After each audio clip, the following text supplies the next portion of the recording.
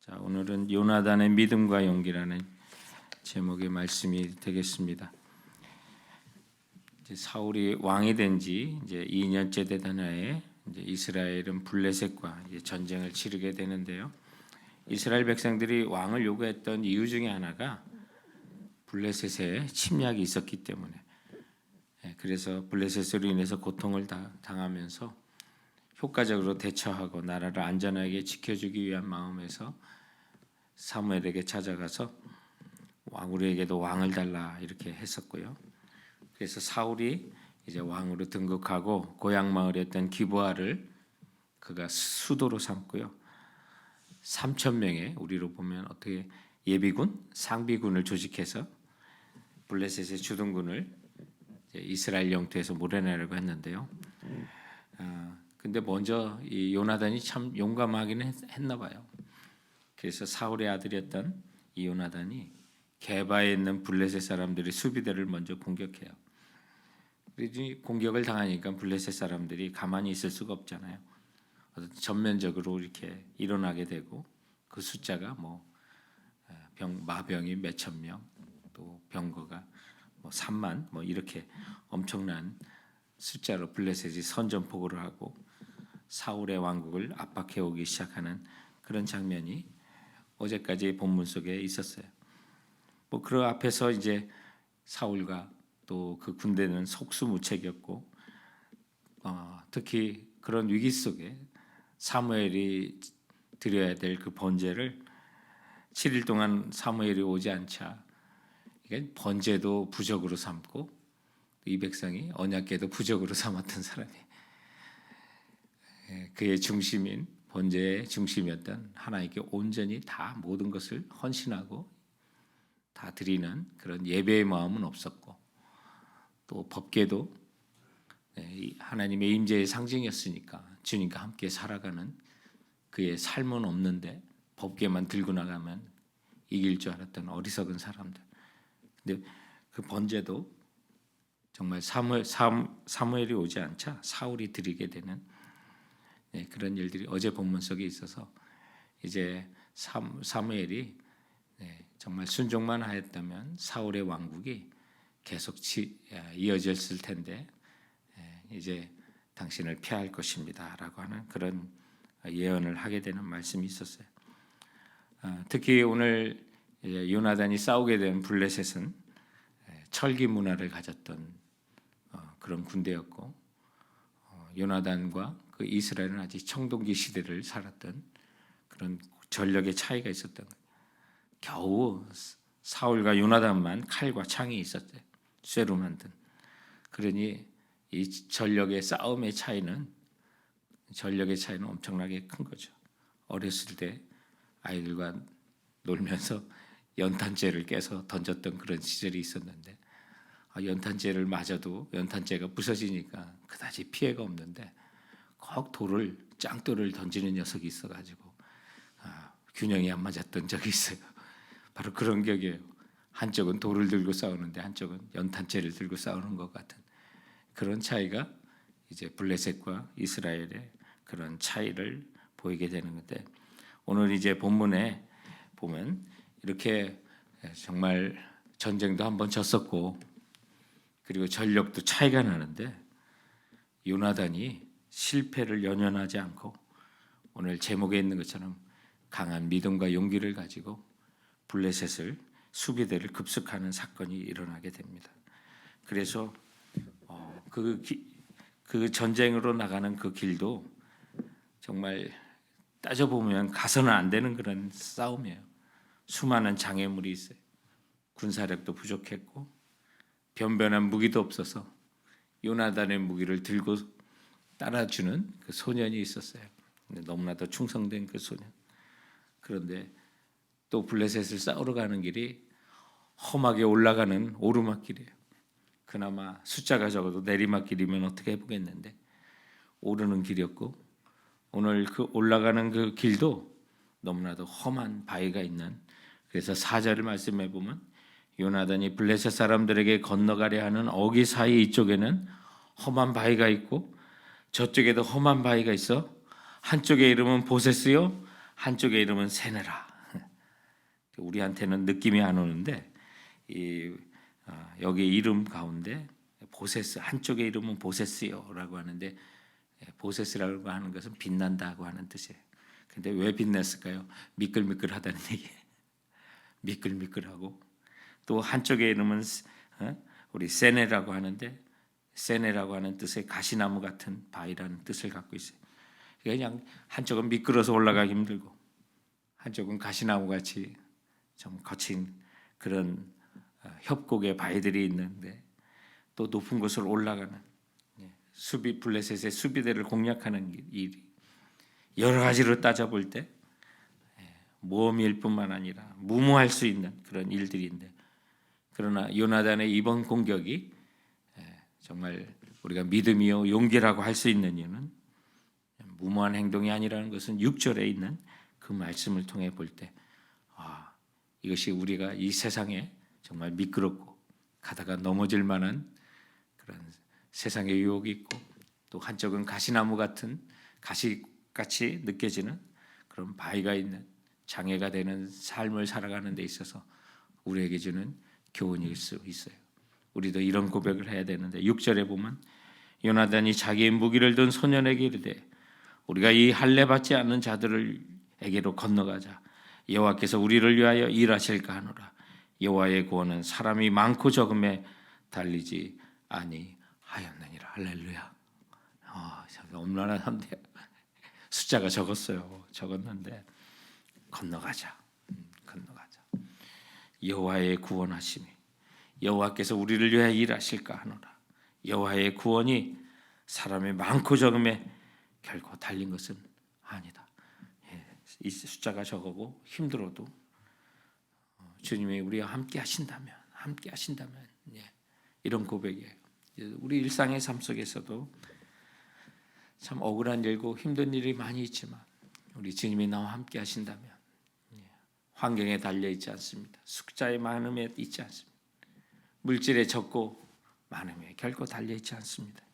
주님이 나와 함께 하신다면 그리고 내가 주님 편에 설 수만 있다면 우리는 일상의 전쟁과 같은 이 땅, 또 공중의 권세 잡은 자들과 또 마귀 사탄과 그런 전쟁에서도 우리는 함께 가겠습니다. 승리할 수 있습니다라는 고백을 할 수가 있게 되는 거예요. 그래서 우리는 문제보다 더 크신 하나님과 함께 할 수 있는 이런 요나단의 그 믿음과 용기를 우리가 오늘 본문을 통해서 배우게 되는 것입니다. 특히 요나단과 함께 할 때 확신을 주는 한 사람이 또 있었잖아요. 요나단의 무기를 들고 있는 그런 사람이 내가 당신과 마음을 같이 하리라. 7절 말씀에 보면 어떻게 보면 부관이라고 할 수 있겠죠. 무기를 든 자가 그에게 이르되 당신의 마음에 있는 대로 다 행하여 앞서 가소서. 내가 당신과 마음을 같이하여 따르리라. 그래서 목숨을 걸고 요나단만 이렇게 가는 게 아니라 또 요나단의 무기를 든 자들도 함께 마음을 같이해요. 죽을 각오예요. 이게 지금 내가 당신과 마음을 같이하리라라고 하는 것은 내가 죽더라도 당신과 함께 하겠습니다라는 그런 뜻이에요. 그래서 정말 적진을 향해 가는데 그와 함께한 이 부관도 요나단 못지않게 용기를 가진 사람이구나.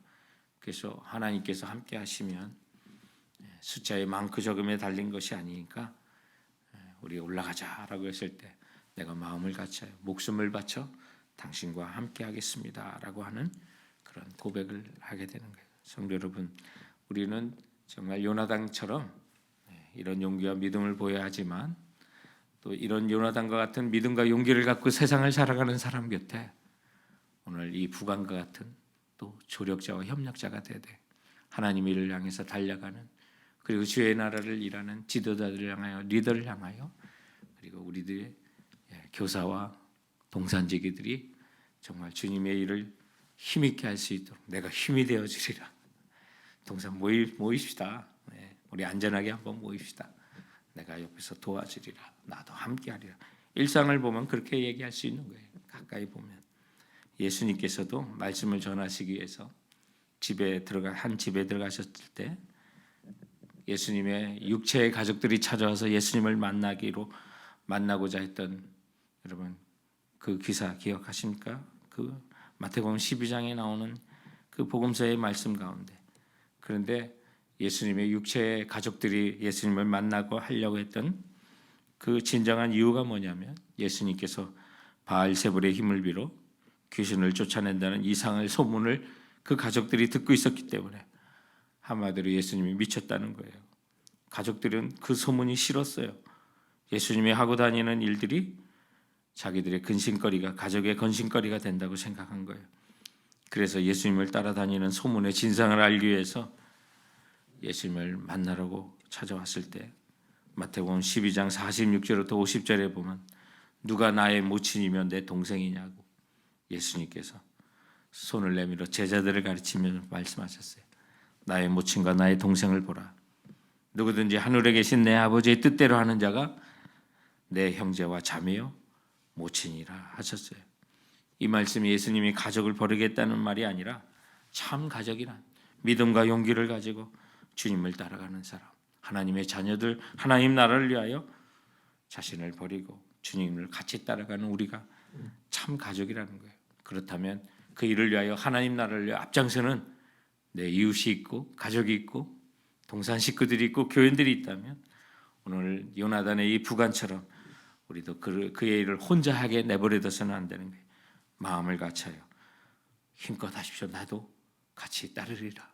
그래서 오늘 요나단을 통해서 배우고 또 요나단의 부관의 생명을 내놓고 요나단을 따르는 그 모습을 통해서 정말 우리가 그들의 용기와 믿음을 배우게 됩니다. 그리할 때 하나님께서 블레셋 진에 큰 진동을 주셨고 또 떨림을 주셔가지고 저들을 두려움에 떨게 하고 이스라엘의 요나단의 그 기습 부대가 승리를 하게 되는 그 장면들을 오늘 저희들은 13절부터 15절을 통해서 또한 보게 됩니다. 13절에 보면 요나단이 손발로 기어 올라갔고 얼마나 험한지 아시죠? 미끄러지고 그러니까 이렇게 서서는 못 갈 것 같아요. 손발로 기어 올라갔고 그 무기를 든 자도 따랐더라. 블레셋 사람들이 요나단 앞에서 엎드러짐에 무기를 든 자가 따라가며 죽였으니 요나단과 그 무기를 든 자가 반나절 같이 땅 안에서 처음으로 쳐 죽인 자가 20명 가량이라. 들에 있는 진영과 모든 백성들의 공포에 떨었고 부대와 노략군들도 떨었으며 땅도 진동하였으니 이는 큰 떨림이었더라. 하나님께서 흔드신 거예요. 이미 저들을 두려움 가운데 있도록 흔들어 주셨기 때문에 여기 반나절과 같은 땅이라고 했는데 이 들판에서 우리로 보면 이게 한국 개념으로 계산을 해보면 600평 정도.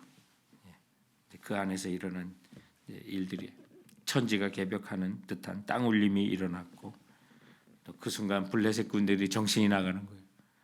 우리도 이렇게 지진을 경험해 보시면 정신 없어요. 그렇게 땅이 울릴 때 뭐 어떻게 하겠다는 게 아니라 어디든 찾아 밑으로 들어가려고 하는 그 긴박감밖에 없더라고요. 그런데 이렇게 하나님께서 큰 울림을 주셨으니까 지진을 주신 거죠. 그래서 저들은 더 이상 뭐 일어나서 해볼 생각을 못하니까 요나단과 그의 기습 부대들이 그들을 쳐서 죽이게 되는 부분들이 있어요. 오늘 매일 성경에 우리 94페이지의 내용을 보니까 우리가 무슨 일을 하든지 우리들의 역량이 충분하기보다는 얼마나 우리의 역량이 큰가를 생각하기보다는 이 일에 하나님이 지지하시는 일인가 그것을 확인해야 된다고 강조하고 있어요. 지금 요나단이 아닌 모든 일들이 정말 하나님께서 우리와 함께 하시면 군사들이 많고 적음에 사람이 많고 적음에 달린 것이 아니라 하나님이 함께 하신다면 우리가 이길 수 있습니다 라고 하는 믿음과 용기로 나가는 그 길, 이 일을 볼 때 우리가 정세나 판세보다 정말 하나님의 뜻을 읽을 수 있어야 되고 그 뜻에 순종하며 따를 수 있어야 되는 것이 중요하구나. 우리의 일상의 삶 속에 내가 하나님의 주권과 하나님의 주되심을 과연 따르고 있는가 그것을 확인할 수 있는 세 가지 방법이 있다고 우리 영성학자들은 늘 얘기하는데 그게 다른 게 아니라 첫 번째는 이것이 하나님의 뜻이라면 언제든지 나는 기꺼이 포기할 수 있는가. 하나님의 뜻이라면 내가 가고 있는 세상적인 어떤 생각이나 계획도 과감히 포기할 수 있는 것.